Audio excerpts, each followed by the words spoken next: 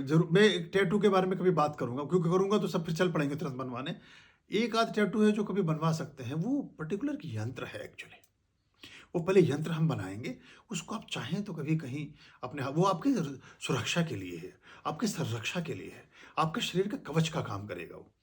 आप देखिएगा, एक छोटा सा देश है दुनिया में, जो चारों तरफ जैसे जीभ रहती है दांतों के बीच, सभी तरफ अपने प्रतिद्वंदियों से घिरा हुआ देश है, और सबकी नाक में दम करके रखा हुआ है उसने, और किसी से कभी दबता नहीं है, और बहुत बढ़िया ढंग से उसकी अपनी व्यवस्थाएं और काम चलते हैं।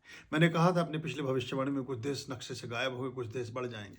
अब लगभग ऐसी स्थिति कि फिलिस्तीन गायब हो जाएगा, और गाजा पट्टी समाप्त कर दिया इसराइल ने। इसराइल का ध्वज देखा है आपने? इसराइल के ध्वज पर वही षटकोण है जो जिसमें हम अग्निहोत्र करते हैं।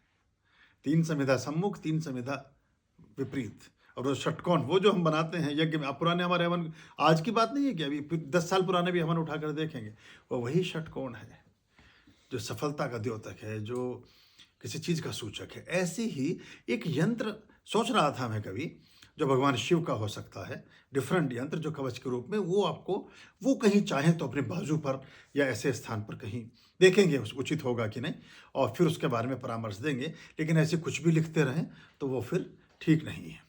तो जो षटकोण है इजराइल के ध्वज पर, आप कभी देखिएगा उसको, वो वही है जिसमें हम हवन करते हैं, और वो हमारे ही यहाँ से गए। मैंने आपको क्या बताया था बहुत पहले, एक बार जब मैं यात्रा पर था, मैंने आपको कहा था कि हमारी कुछ ऐसी चीज़ें हैं जो बाकी देशों में जिन पर काम किया जा रहा है, कुछ ऐसी गुप्त विद्याएं हैं जिनको डिकोड कर रहे हैं लोग, और उसमें बड़ी साधना के साथ, बड़े लंबे समय के साथ वो उनको डिकोड कर रहे हैं, और वो उसका लाभ ले रहे हैं। हमारे यहाँ तो डिकोड तो बाद में करोगे, पहले तो कन्विंस ही नहीं होते हम कि ये चीज़ कुछ काम भी कर